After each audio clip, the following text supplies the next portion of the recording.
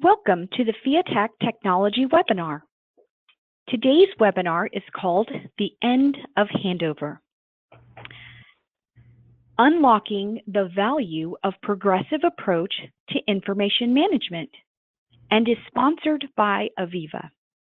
My name is Eva Leos-Keitel, and I will be the webinar moderator for today's event.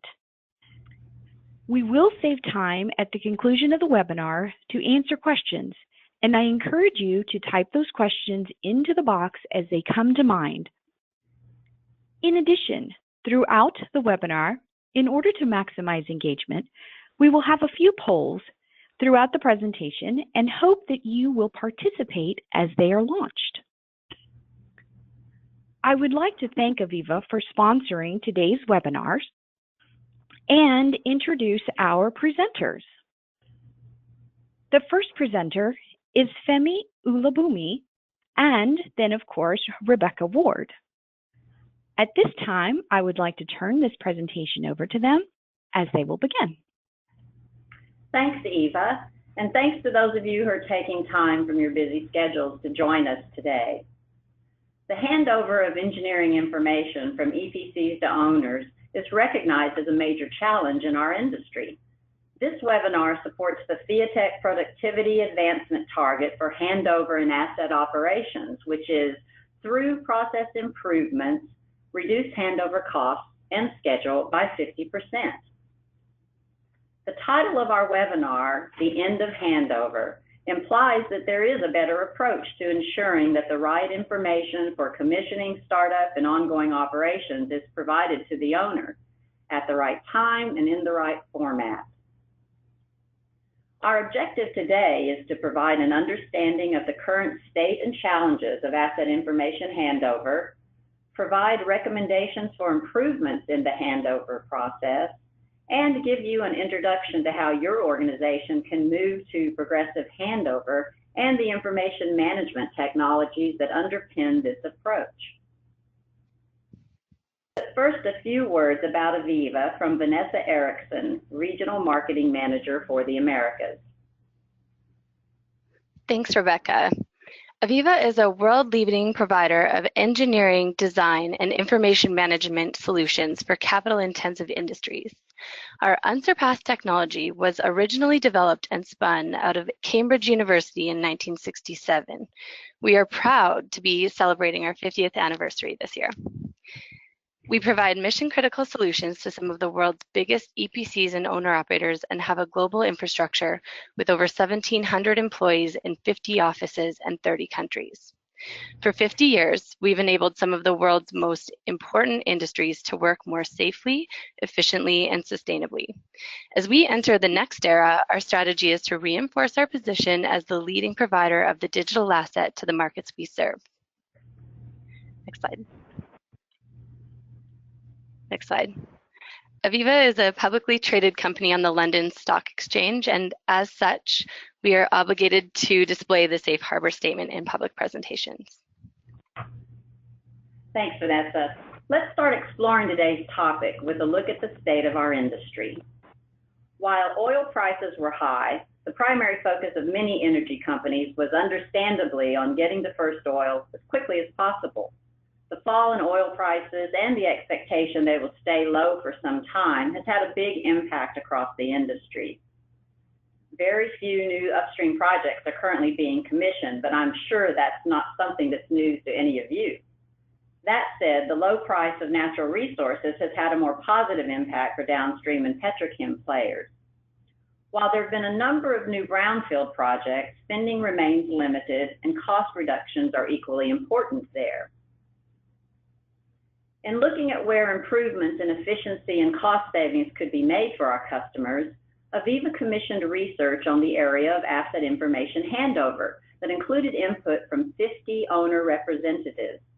These participants are involved in the management of EPC relationships within both upstream and downstream projects.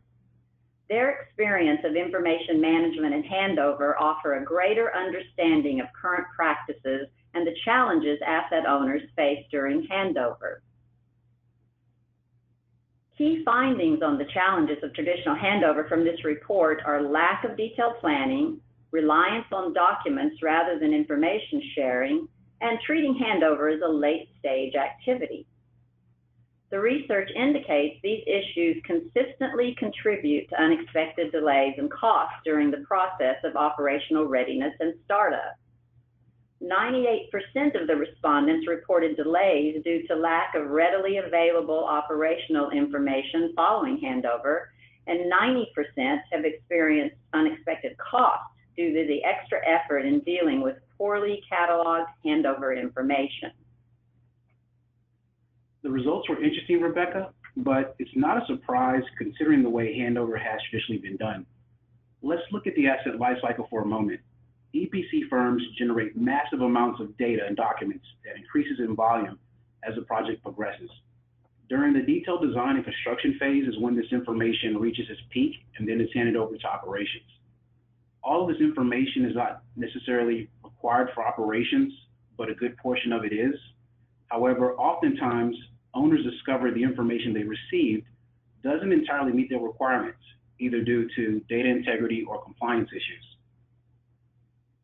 When this occurs, there's a gap that now exists between the information that was received versus the information required. And unfortunately, the discovery of this gap doesn't happen until you're already well into the handover milestone, which at that point is too late and it becomes costly to close the gap. There was a study done by Gartner about measuring the business value of data quality. In the study, they make reference to the 1-10-100 principle, which states that the cost to fix bad data increases exponentially the later in the work process that is identified. If we apply this principle to the traditional handover approach, it would mean that addressing a data quality issue earlier on during the detailed design phase might cost you $1 to fix. Waiting until the construction phase will cost $10 to fix. However, if bad data is not corrected until handover, then the cost increases to $100. To better understand the gap mentioned earlier, we need to take a closer look at the content that gets delivered during handover. All of this data primarily falls into two categories. The first category is unstructured data, which is document-based deliverables like drawings, diagrams, and vendor documentation provided in Microsoft Word, Adobe PDF, and DWG formats. The second category is structured data, which are deliverables organized in a structured manner, which makes it easy to extract the underlying data. Examples of structured data are Excel spreadsheets, databases, and 3D models, to name a few. Now, the split between the percentage of structured versus unstructured data at handover may vary in each organization. It might be 60-40 or 70-30, but the consensus amongst most owners is that the majority of deliverables they receive at handover is unstructured data, mainly document or file-based deliverables, and they receive a much smaller percentage of structured data.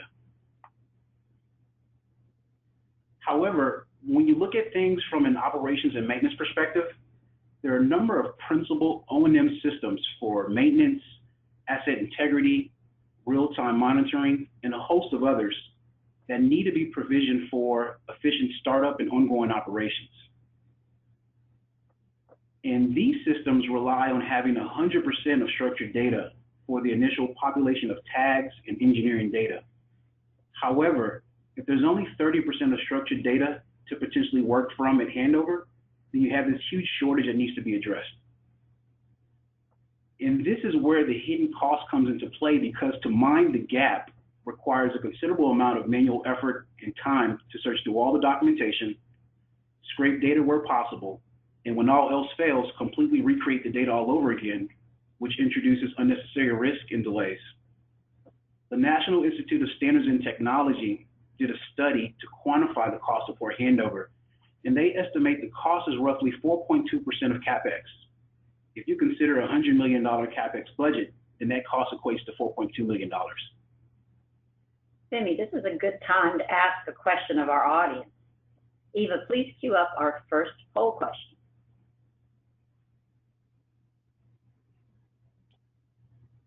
So the first poll question is, what percentage of structured data do you deliver or receive at handover? 1 to 10%, 10 to 20%, 20 to 40%, or 40 to 60%. Go ahead and make your selection. And remember that we have time set aside at the conclusion of the webinar for questions and answers. So feel free to type those questions in as they come about. I will be closing the poll in 3, 2, 1. Okay, thanks, Eva. It looks like from the results of the poll that 10% say, or 18% rather, say 1 to 10%, 27%, 10 to 20, 34%, 20 to 40, and 20%, 40 to 60. So the results of the poll seem to indicate that overall there is far less structured data provided in Handover than we just discussed. As Femi stated, O&M systems such as SAP or Maximo rely on 100% structured data, so this highlights a major underlying issue for successful handover. Regardless of the split between structured and unstructured, our survey shows that information quality and timeliness are falling well short of what is required. This table shows that only 32% of projects had the information they needed at the point when all information should have been handed over. Our respondents said that lack of information in the right structure and format, in the right systems, and at the right time leads to unexpected delays and costs. Let's take a quick look at why. Overall, the research highlights 3 key issues. The first is a lack of a well-structured and well-enforced plan for information handover. Most respondents felt they had laid out a clear process for information management for their EPCs to adopt during the project. Considering that almost every project faced unexpected delays and costs from inadequate information handover, it seems that what is viewed as a clear process by owners is not necessarily an effective one. The second is the use of inadequate information management technologies. The research showed that 52% were not using an information management system and had a tendency to rely on off-the-shelf tools such as document storage systems. While these technologies are perfectly good for sharing stores of documents, they aren't designed to handle all the types of engineering information that owners need as part of the handover process. So they lack the sophistication to ensure engineering information is delivered in the right structure and format at the right time. The third issue is that handover is still largely seen as a late-stage activity to be bolted onto the end of a project. Only 50% of owners said they made a handover a key part of the project and began obtaining all the relevant operational information well in advance of project completion. And 28% said that while they had budgeted for it, they didn't give it much more thought until the end of the project. So Rebecca, what does it take to address these issues to reduce costs and improve the quality of the information for commissioning, startup, and operations? Well, we discussed that there are 3 issues that lead to challenging information handover experiences and unexpected costs and delays. Suggested improvements to the handover touch on processes, people, and technology. Your organizations may differ on where you are in each of those areas, but would most likely agree that there's room for improvement.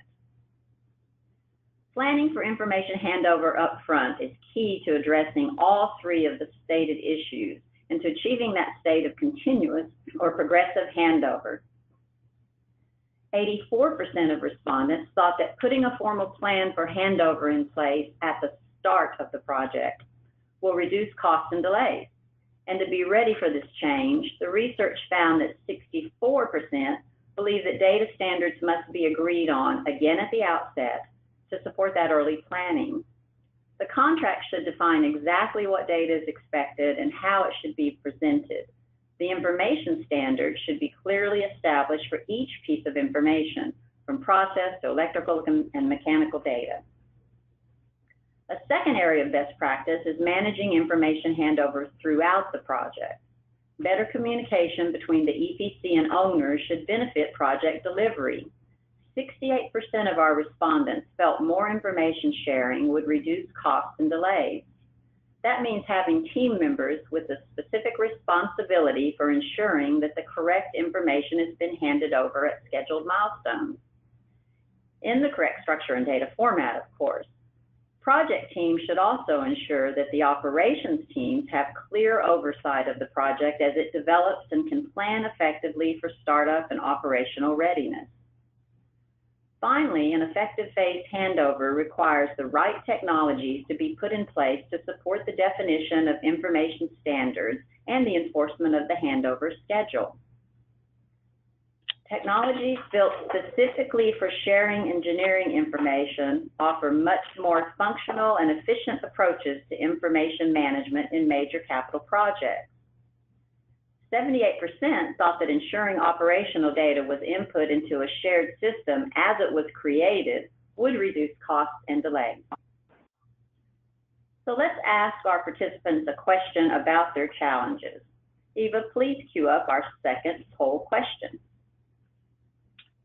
So the second question is, what is the biggest barrier for your organization to move from the document-centric handover to a data-centric progressive handover approach? 1, gaining management buy-in. 2, perceived to be cost prohibited. 3, lack of people processes to support approach.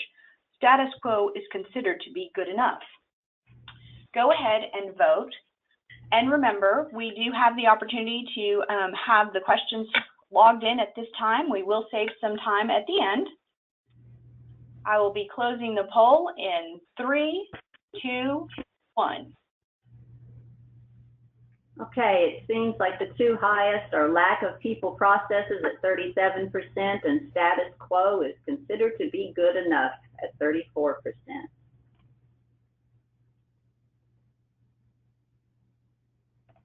So no matter what area is the greatest challenge for your organization, there is help available. A number of industry groups are working to solve the challenges of information exchange throughout the life cycle of major capital assets. Let's take a moment to highlight 2 of them that are focusing specifically on handover. In early 2016, Fiatech members concluded that their focus needed to be on delivering real cost and time savings to the capital project's life cycle. So Fiatech refocused its efforts on driving sustained productivity advancement in its member industries. A result of that effort is a set of Productivity Advancement Targets, or PATs. Owner members are driving this effort and are committed to working with industry stakeholders to achieve these productivity advancements. One of the PATs is focused specifically on handover with a target to reduce transition costs and schedule by 50%. The handover PAT team is currently defining success enablers against which an organization can do a self-evaluation to identify gaps and areas for improvement, and are also documenting the body of knowledge out in the industry on other initiatives focusing on this topic. Richard Ellis of the Dow Chemical Company is chairing this group. If you're a Fiatech member, we invite you to join this PAT team or one or more of the other teams. Your participation will help you get greater value from your membership. If you aren't yet a Fiatech member, please contact me, other Fiatech board members, or Fiatech staff to learn how you can join. The second industry initiative I'd like to highlight is the Capital Facilities Information Handover Specification, or CFOS initiative. This is driven by US PI&L Consortium. CFOS is an evolving standard that has strong support and visibility by key players in our industry. This effort is now entering a maintenance phase where the standard will continue to be enriched with missing elements and submitted to the International Standards Organization for ISO recognition. This organization now comprises over 30 members from owners, EPCs, manufacturers, and technology suppliers. Aviva has been a member since its inception.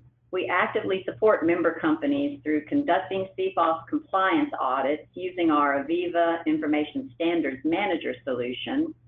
We provide a CFOS standard format uploader in Aviva ISM, and we provide Aviva ISM to support alignment exercises. You may note that there's a theme in these two initiatives, which is that owners are realizing they need to change the way their asset information is developed and delivered, and that's a good thing for the whole industry. You're right, Rebecca. We are starting to see a change in our industry's mindset to shift from the traditional handover approach to a more data-centric approach. And with this approach, handover is really treated more as a continuous transaction instead of an event-driven occurrence.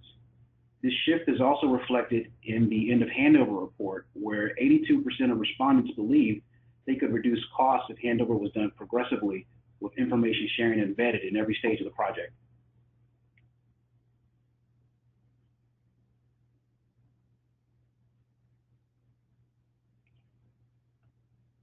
And of course, technology is a key enabler to support continuous handover.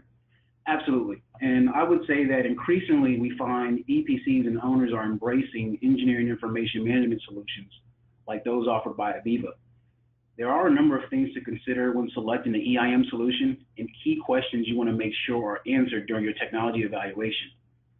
One of the most important questions is, does a solution allow you to mine for data and documents and capture it incrementally, regardless of source format at each stage gate? Also, can you validate data and documents against your information handover specification standards at frequent intervals? This is a very key consideration because the earlier you can gain insight into data quality and compliance issues, the more time you have to be proactive in reconciling those issues well ahead of the handover milestone. Another key factor is, does the solution allow you to visualize all of your information independent of the source? This is important because data formats, software versions, and a lack of specialist knowledge in the software used to create the data can present barriers to accessing information. As a result, having the ability to view information regardless of the source and format helps to break down these barriers. And perhaps the most important consideration is, does the solution support a digital asset strategy, which enables you to deliver value throughout the full life cycle of your physical asset? So we know what the challenges are, and we have some recommendations on best practices. How can we get started on the journey to adopt a progressive approach to handover? Well, Rebecca, what makes this possible is the concept we call the digital asset. Ever since we brought to market the first 3D plant design system in 1976, we've always decomposed data down to the object level. The main objective behind the digital asset concept is that for every physical asset, there has to be a digital equivalent object which stays in sync with the physical asset as it constantly undergoes change. So in essence, you have a physical asset made up of steel and the same digital asset made up of information. And both of them need to be kept evergreen. In the case of the physical asset, it's critical to ensure mechanical integrity for safe and reliable operations. And for the digital asset, it's essential to ensure integrity of your data to support decisions for safe and reliable operations. So the digital asset starts to be constructed as all the volumes of data and documentation spanning thousands of tags and millions of records is collected throughout the progressive handover approach. One of the key considerations of a digital asset is that it lends itself to a structured data-centric handover. We're definitely seeing EPC firms and owner-operators strive to become more data-centric, and it's a great aspiration. Although the reality is that most organizations are still working in a document-centric world, which means the digital asset needs to support both unstructured and structured data. Aggregating all this data is a big challenge because, as we mentioned earlier, it comes in a variety of formats, and these formats all present varying levels of complexity to extract the underlying data. For instance, when data is highly organized, like in the case of an Excel spreadsheet or database, extracting data is fairly straightforward. 3D models, laser scans, and other native third-party formats, on the other hand, are more complex because oftentimes the formats are proprietary. As a result, you need to first interpret and ingest the native file in its proprietary format before you can extract any data. Likewise, capturing data from the contents of a searchable document can also be more complex. But pulling data out of a document that is poorly scanned is by far the most difficult. Now, if all of your data is authored and managed in a single technology supplier system, then it should make it easier to integrate all this data. But in reality, you need flexibility to aggregate data from multi-format, multi-vendor information sources, which is why this is perhaps the most important capability to consider to support a progressive handover approach. Capturing all this data, however, is not the end of it, and the real value comes from turning this data into information that can provide actionable insight. So another key characteristic of the digital asset is that it contextualizes all the data that has been captured by validating, organizing, and building a digital thread between every single digital equivalent object and its related data items. The context enables you to quickly gain insight into the status, completeness, and quality of information, but more importantly, it enables you to easily seek, sift, and find information and visualize it all within context. So the question now becomes, how do you create a digital asset? It is a journey, but with any journey, it helps to have a roadmap, and these are the steps to follow towards building your digital asset. The first step is to define your information standards, which in essence defines the digital asset because those standards strongly influence what the digital asset will eventually be. This requires you to have a system of reference that serves as a knowledge base where all of your standards are maintained. So what are information standards? It's interesting, when we speak to customers about this topic, opinions vary on what information standards actually are. The responses we typically hear are information standards are just class libraries, followed by the nothing more than a taxonomy. And we also hear they're very similar to data dictionaries. All of these things relate to an information standard and are certainly different ways that information standards can be expressed and used in software. However, an information standard in itself is simply a collection of information requirements that define how data needs to be created, formatted, presented, and ultimately delivered during the asset lifecycle. In most organizations, these standards either exist as written specifications, such as engineering tag numbering and document numbering specifications, or they're managed as Excel spreadsheets. However, to maintain these standards effectively, they need to be treated as an information asset. Therefore, the system of reference enables you to digitize your standards, manage them as an information asset, and keep them evergreen. In addition to having an engineering information management solution that is application agnostic, the same consideration needs to be taken into account when selecting a solution to manage your information standards. It should also be application agnostic so you have complete flexibility to fully model your information standards to whatever level of fidelity that's required. From a technical perspective, there are three main capabilities that are key to effectively managing information standards. The first being comprehensive information modeling capability that allows you to fully express your standards to the level of detail needed. And this list represents the minimum information modeling capability an information standards management solution should have. Configuration management is also an essential capability to have so you're able to apply management of change to your information standards. You can manage version history, and you have the ability to do comparisons between your information standards, especially for cases where there's an information standard already in use on a project, and you want to update the project standard with a new release of the company's corporate information standard, or you might be working with a CFOS standard and want to update it with the latest release version of CFOS.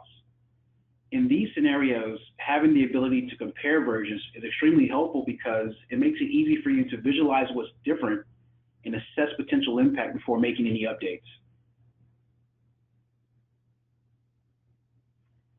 Configuration management and information modeling capabilities are very important, but what needs to precede this is an overarching principle that shapes how your standards will be put into practice. And this principle comes from the rules you establish to govern how your standards will be managed and implemented. Femi, before we move to the next step in the digital asset journey, this is a good time for our third and final poll question. Eva, please cue that up. So the question is now available. How mature is your organization at managing information standards today? 1, we maintain standards as written specifications. 2, we manage standards in Excel. 3, we have an information standard management solution. And 4, we have a solution and a governance program in place. Please select your answers. And as we wind down, remember that we will have time at the end of the presentation for questions and answers, so go ahead and type them into the box as they come to mind. And I will close the poll in 3, 2, 1.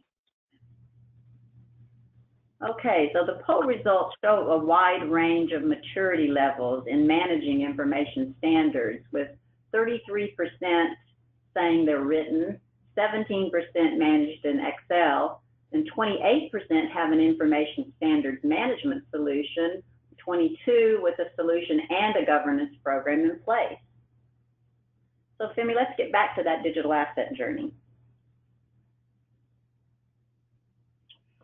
Earlier, we mentioned that the digital asset journey starts with defining your information standards, which creates a system of reference. After the system of reference is in place, then it becomes a matter of communicating and sharing your information standards throughout the supply chain. So your standards are used to inform how the various engineering authoring applications that EPC firms utilize produce data to create the digital asset or to modify the digital asset in a brownfield project in alignment with your handover requirements. There are a couple of ways you can share your information standards. Of course, one means of sharing them is via a web-based secured cloud or on-premise environment. In this environment, contractors could leverage self-service tools to view, query, search, and download your standards if they have rights to do so. Earlier, we learned from the End of Handover report that communicating your information standards in an information handover specification was recommended as best practice. We also suggest attaching a data handover requirements matrix, which is a report generated from the information standard solution as an addendum to the handover specification. What this report does is communicates in precise detail the technical aspects of your data requirements, so expectations are clearly understood by all parties responsible for supplying data. When data is structured, it makes it easy for software to interface to it. So another way to distribute your information standards is to provide them in a structured data format so the data can directly be reused to populate the class library of other engineering authoring applications. At some point, all this data that is generated has to be validated, measured for compliance against your information standards, and contextualized so the data becomes information. The engineering information management solution creates a system of context which allows you to manage all this information contained in the digital asset. Defining your information standard does two things. It establishes what your handover requirements are, and it provides a baseline through which you can measure compliance. Then on the other hand, you receive deliverables that you expect will meet your handover requirements. Well, the engineering information management solution comes into play to validate deliverables against your handover requirements. And this allows you to trust and verify that the status, completeness, and quality of your data is in compliance with your standards. After the validation process, the data is further contextualized by the system, building a digital thread which creates an association between a tag and every single source it exists in. This is where your data now becomes information that can provide actionable insight. And actionable insight can come in a number of different ways. One means of gaining actionable insight is by being able to quickly seek, sift, and find the information you need when you want it. Insight can also be derived from business intelligence, where you can view scorecards and dashboard reports that enable you to quickly know the status, quality, and completeness of your information. Visualization is another way to gain insight because it exploits the ability of the human brain to process visual representations 600,000 times faster than text. However, when you combine visualization with contextual awareness, then it becomes an even more powerful way of extracting meaningful insight.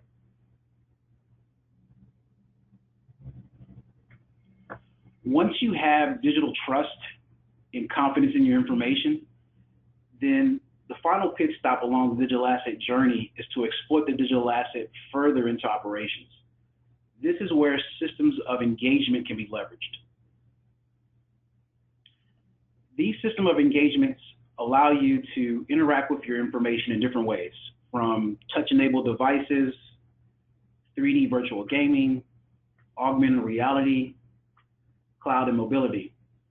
We see a lot of opportunity where these systems could add value by improving the efficiency and carrying out various activities that take place in operations until the asset's end of life. Femi, thanks for that great introduction to the digital asset journey and the move to Progressive Handover. The End of Handover report presents two clear messages. The first is that handover in its current form is wasteful, inefficient, and can often impact the profitability of an asset. The second is that these problems can be solved by moving to a planned and progressive approach to handover. We've presented best practices for making the move to Progressive Handover and introduced you to the roadmap and solutions to enable this new approach. This will allow engineering information to be handed over in a controlled, incremental manner, provide earlier visibility into quality and compliance issues, facilitate collaborative feedback, and enable an easier transition from handover to operations and setup of operational systems. These solutions deliver ROI in both the cost and delivery of the longer-term operational efficiency of the capital asset. We invite you to download the full report and share it within your organization to support conversations about your digital asset strategy. We will also publish case studies and additional information about Progressive Handover, so stay tuned for that. Now, more than at any other time in the last 2 decades, there's an imperative to find ways of working which reduce costs and risks of delay and allow projects to go ahead at an acceptable level of profitability. Handover is one area where significant improvements can be made and which will have a demonstrable impact on costs and risk.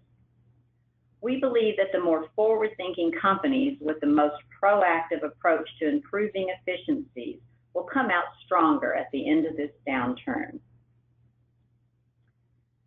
Thanks again to all of you for your participation. We'll now hand it back over to Eva, who will moderate the Q&A session. All right. So we have a couple of questions coming in, and while we address these, feel free to type in any questions that have come to mind. The first question is,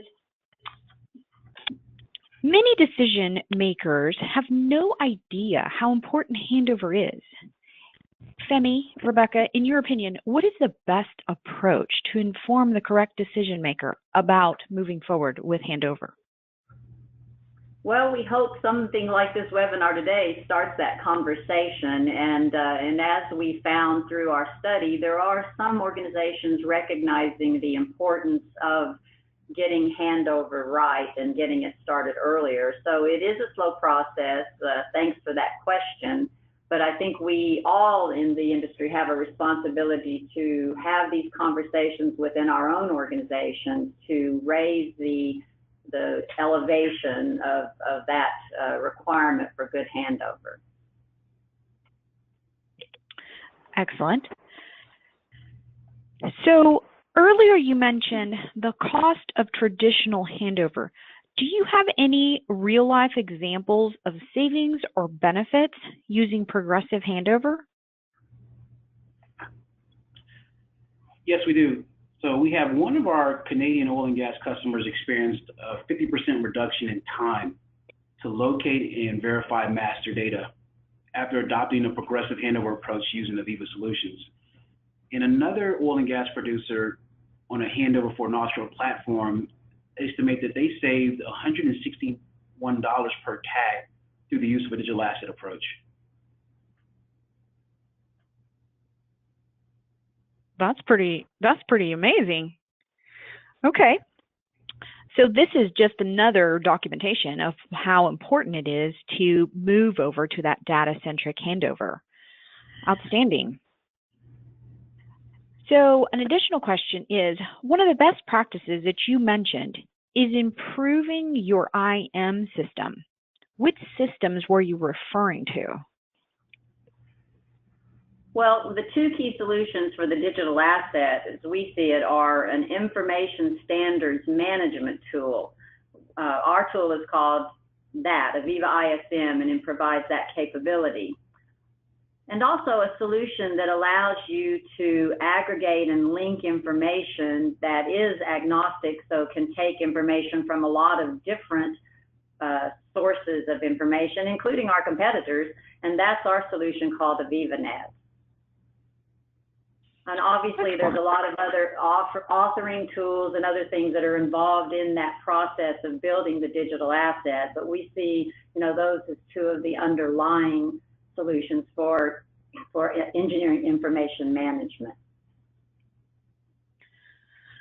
So one of the questions that have come through is, do you have an example for the handover requirement matrix?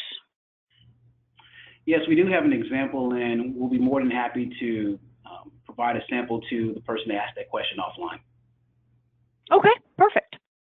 Right, you can see our contact information is up on the screen now, so if any of you do have other questions and want to follow up offline, please jot that down and feel free to contact us.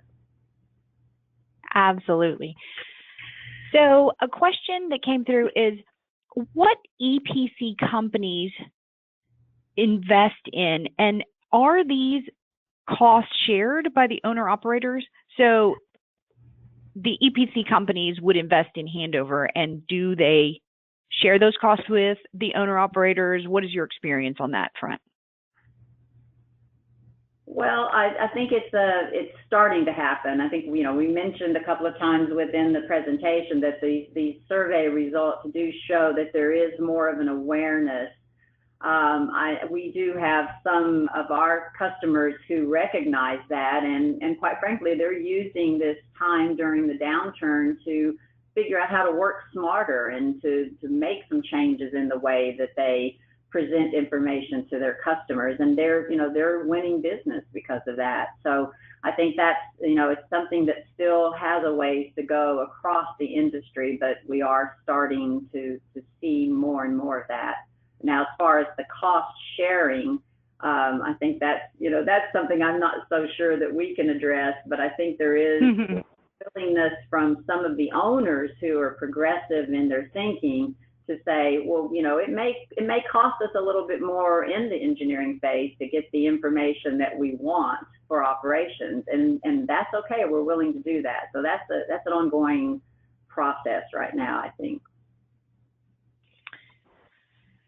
So one question that's more about the specifics: how easy is it to integrate data, already existing data, in a variety of formats with the current tools that many are using and the opportunity to move into that more data-centric handover aspect that you mentioned in the presentation?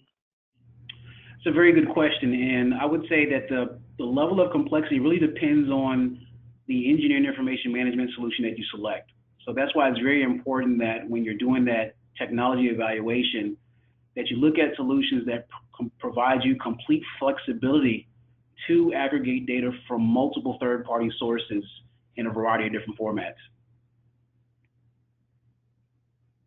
Okay. So as it relates to the various structures, whether it's civil or structural, is it imperative to predetermine how you are going to use your data before you migrate it into this type of a data-centric system, or can it be done halfway through? Can there be changes in the process? Yeah, I mean, you can certainly approach it with thinking with the end in mind. So, we mentioned we mentioned earlier in some of the slides how if you think of things from an O&M perspective, so kind of thinking from the end in mind, and then working your way back to figure out what information do we ultimately need to be supplied from our EPC so that in the end, we're able to easily load that information into operations. Now, there certainly are advantages to starting earlier on because it allows you enough time to reconcile any issues or fill any gaps before you reach the handover milestone. But there is flexibility to allow things to happen a little bit further on. So we would suggest that you do start early. However, if the ship has sailed and now you're at handover, there still is flexibility to be able to still allow you to successfully collect that information, validate it, and verify it before you carry it forward into operations. Okay. Oh.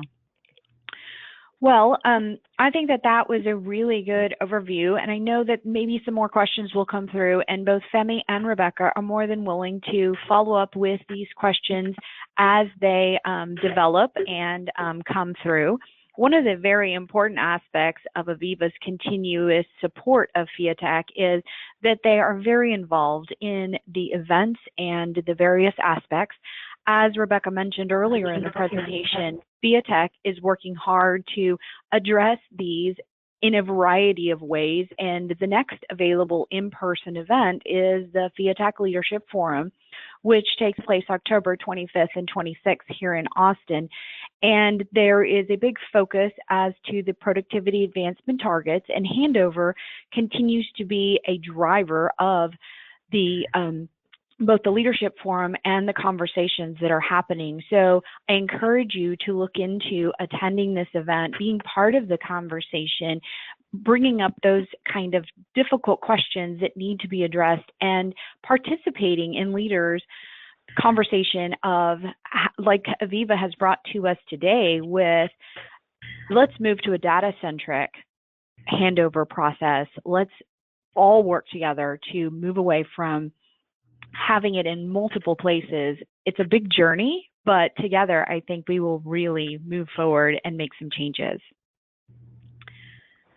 So with that, I believe that we are concluded with our questions and answers. If there are more questions that come through, we can certainly address them offline. And I would like to thank Femi and Rebecca both for participating, and for Aviva for sponsoring and continuing to be such an advocate for Fiatech and the drive of changing the industry and making it more efficient. Femi, Rebecca, do you have any closing words?